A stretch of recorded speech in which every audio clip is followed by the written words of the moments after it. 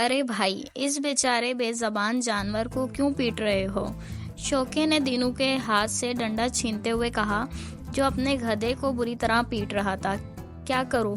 बहुत ढीठ जानवर है, मारे बगैर चलता ही नहीं। देखो तुम्हारा जानवर कितना समझदार है। बहुत अच्छी तरबियत हुई है इसकी। दीनू के मुंह से अपनी तारीफ सुनकर चंपा अपने माजी में खो गया। माँ, क्या मैं बहुत खूबसूरत हूँ? हाँ बेटा, इसमें कोई शक है क्या? देखा नहीं बच्चे क्या बड़े सब तुम्हें प्यार करते हैं। हाँ माँ, बच्चे तो मुझे बहुत ही पसंद करते हैं। कल तो 2 लड़कों ने मेरे साथ सेल्फी भी बनाई थी, लेकिन माँ एक ने मुझे बहुत जोर से पकड़ा था। माँ हंसने लगी। वो देखने में बहुत प्यारा लगता था। खूबसूरत जिस्म पर सुर्खी माइल सफ़ेद फर जैसे बाल, छोटा सा लंबा मुंह, गोल गोल काली आंखें, इसके ऐन ऊपर 2 लंबे लंबे मुलायम कान। माँ ने इसका नाम चंपा रखा था। चंपा गधे का एक खूबसूरत बच्चा था। वो हर वक्त अपनी माँ के साथ चिपका रहता, या तो माँ का दूध पीता रहता या इसके पेट पर सर रखकर सोया रहता। माँ इसका बहुत ख्याल रखती थी। वो जैसे जैसे बड़ा होता जा रहा था, इसकी माँ फिक्रमंद होती जा रही थी। वो रोज चंपा को नसीहतें करती थी। देखो बेटा, हमेशा सब्र से काम लेना। ये दुनिया बहुत खूबसूरत है, लेकिन जालिम भी बहुत है। ये इंसानों की दुनिया है। हम सब अल्लाह की मखलूक हैं। अल्लाह ने हर किसी के ज़िम्मे कोई ना कोई काम लगा रखा है। हमारा काम इंसानों की खिदमत करना है। खिदमत में कोई आर नहीं होता। हमें दिल से अपने मालिक की खिदमत करनी चाहिए। माँ, ये मालिक क्या होता है? चंपा ने माँ से पूछा। बेटा, हम जानवर हैं। हमारा कोई ना कोई मालिक होता है जो हमसे काम लेता है, हमें खाने को देता है और हमारा ख्याल रखता है। हमारे मालिक का नाम लालू है। लालू बहुत अच्छा इंसान है, लेकिन अनपढ़ है। ये मुझ पर बहुत जुल्म करता है। ये कहते हुए इसकी आंखों में आंसू आ गए। माँ, तुम रो क्यों रही हो? चंपा ने पूछा। बेटा, ये जो लालू है ना, बहुत गरीब आदमी है। ये एक गरीब बस्ती में रहता है। जब उसे अच्छी मजदूरी मिलती है तो ये अपने खानदान को भी खिलाता है और हमें भी पेट भर के खाने को देता है। लेकिन जब उसे मजदूरी ना मिले तो ये गुस्से में आकर मुझे पीटना शुरू कर देता है। लेकिन माँ, मैंने कभी नहीं देखा कि लालू ने तुम्हें पीटा हो। चंपा ने कहा। बेटा, तुम अभी छोटे हो, तुम घर पर रहते हो। मैं तो सारा दिन इसके साथ होती हूँ।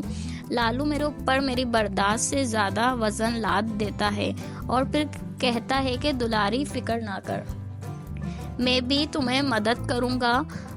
हम 2 के बजाय एक ही चक्कर में सामान ले जाएंगे। लेकिन जब मैं रास्ते में थक जाती हूँ तो वो मुझे मारना शुरू कर देता है। मुझे पढ़े लिखे लोग बहुत पसंद हैं, साफ सुथरे प्यार करने वाले। अभी कल ही की बात है कि एक बाबू कार से उतरकर आए, लालू को 100 रुपए का नोट दिया और कहने लगे, इस बेजबान जानवर पर ज्यादा बोझ ना लादा करो। दरअसल हुआ ये कि ज्यादा बोझ की वजह से चढ़ाई चढ़ते हुए मैं सामान समेत गिर गई थी। फिर क्या हुआ माँ? चंपा ने पूछा। बस 2-3 लोगों ने पहले सारा बोझ उतारा, फिर मुझे सहारे से खड़ा किया। थोड़ी देर बाद मैं दोबारा बोझ उठाने के काबिल हुई। माँ, चोट तो नहीं लगी? चंपा फिक्रमंद हुआ। लगी थी बेटा, आगे के दोनों घुटने छिल गए थे। 2 दिन तक सख्त तकलीफ रही। लालू ने सरसों का तेल गरम करके मेरे जख्मों पर लगाया था। वो बातें करते करते थकन की वजह से सो गई।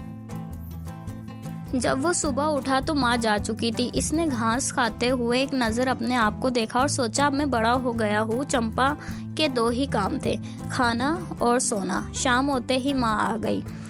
माँ को देखकर वो बहुत खुश हुआ। माँ, अब मैं बड़ा हो गया हूँ, मैं भी तेरे साथ जाया करूँगा, चंपा ने माँ से कहा। माँ ने इसकी बात सुनी अनसुनी कर दी और नसीहतें करने लगी। देखो बेटा, जब खाना मिले तो पेट भर के खा लिया करना, पता नहीं कल मिले या ना मिले। अपना काम दिल जमाई से करना, काम में गलती ना छोड़ना। ये जो इंसान है ना, बड़ा जालिम है। और हाँ, हमेशा सब्र से काम लेना। चंपा की माँ ने नसीहत की। माँ, ये तुम इंसानों से इतनी नफरत क्यों करती हो? चंपा ने पूछा। ना बेटा ना, इंसान अच्छे भी होते हैं। अभी कल ही की बात है कि जब मैं सब्जी वाले की दुकान के पास खड़ी ताज़ा और मीठे शलजम देख रही थी, तो एक औरत ने ढेर सारे शलजम खरीदकर मेरे सामने रख दी, जो मैंने मज़े लेकर खाई। मुझे शलजम बहुत पसंद है, लेकिन बेटा हमारी किस्मत में सुकून कहाँ। हमारे ज़िम्मे में तो काम ही काम है बेटा। मालिक हमेशा ज़्यादा बोझ लाद देता है। तुम सब्र से काम लेना, आहिस्ता आहिस्ता चलना, जल्दबाजी ना करना, जल्दबाजी में जख्म लग सकता है। और मालिक की मजबूरी है कि जख्मी हालत में भी काम करवाएगा।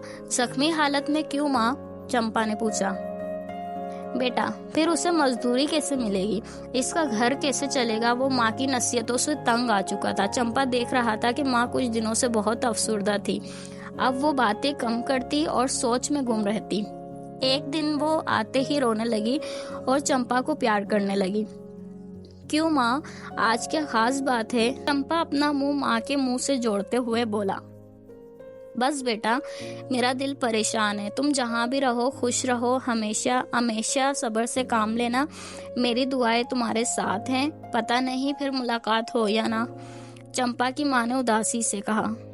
चंपा की समझ में माँ की बातें नहीं आ रही थीं। इसने देखा कि लालू एक छोटे से कद के बड़ी मूंछों वाले आदमी से बातचीत कर रहा है। फिर इसने कुछ रकम लेकर अपनी जेब में रखी और रस्सी खोलकर चंपा को इसके हाथ में पकड़ा दिया। इस दिन चंपा बहुत रोया, लेकिन उसे अपनी माँ से बिछड़े कई साल गुजर चुके थे। इसका दिल चाहता था कि कभी माँ से मुलाकात हो जाए। चंपा को शोके ने खरीदा था, जो इसका बहुत ख्याल रखता था। चंपा हर वक्त अपनी माँ की नसीहतों पर अमल करता और बहुत लगन से काम करता था। सब्र को इसने अपनी जिंदगी का मकसद बना लिया था। यही वजह थी कि वो और शोका दोनों बहुत खुश थे। चल बेटा, 12 आ गया है। शोका छलांग मारकर गधा गाड़ी पर बैठ गया और चंपा की लगाम खींचने लगा। चंपा की सोचों का सिलसिला रुक गया। वो मुस्कुराया और सड़क पर दौड़ने लगा। काश कभी माँ से मुलाकात हो जाए।